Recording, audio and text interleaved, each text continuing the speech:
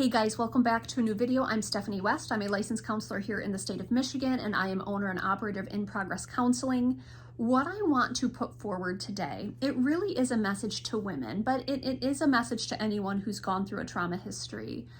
Often, when we are on the other side of what would be a survival season, so whether this was a small span of time, whether this was, many of your developmental years, once we get to the other side of that and we engage a healing journey, what can happen is what's called an overcorrection. Now, I will use overcorrection clinically in a bunch of ways, especially related to like our anxiety response system, but related to trauma and trauma healing, some form an overcorrection can take is you know what, Steph, I'm okay, I'm all better, you can't hurt me anymore. Not me, I wouldn't want to.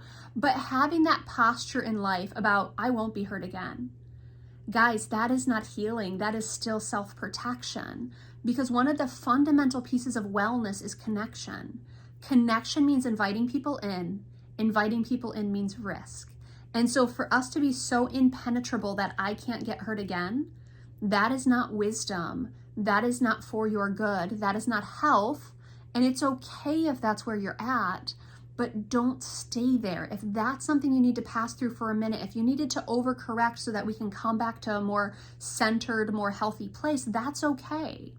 But to walk on the other end of a trauma experience or to get to the end of therapy and being like, I can't get hurt anymore, guys, that's not real. At least that's not healthful. It is possible to self-protect so you never get hurt again, to a degree. But that's not what healing actually looks like. Healing assumes risk. Healing says I'm going to have to grow in my understanding of people. I'm going to have to grow in my understanding of boundaries. I'm going to have to practice enforcing those boundaries. I'm going to have to do a good job of having discernment about who gets close to me. But people who get close to me can still hurt me. And I'm not unhurtable. I still have a heart. I still have, vulnerabilities. And if we operate as though we don't have those, I can't imagine that's a healthy posture. To be impenetrable, to be unreachable, that is not healthy. To be unhurtable. But we assume risk when we're in relationships.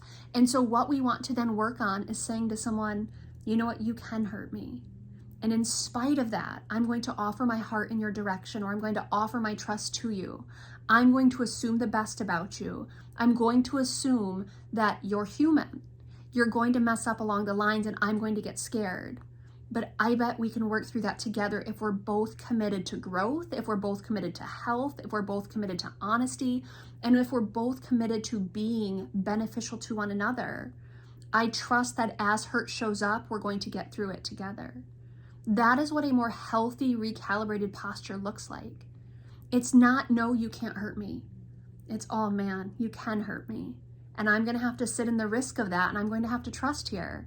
And I'm going to align myself with people that I can, with discernment, say, I don't think they're going to be malicious. Now, can I guarantee that? No.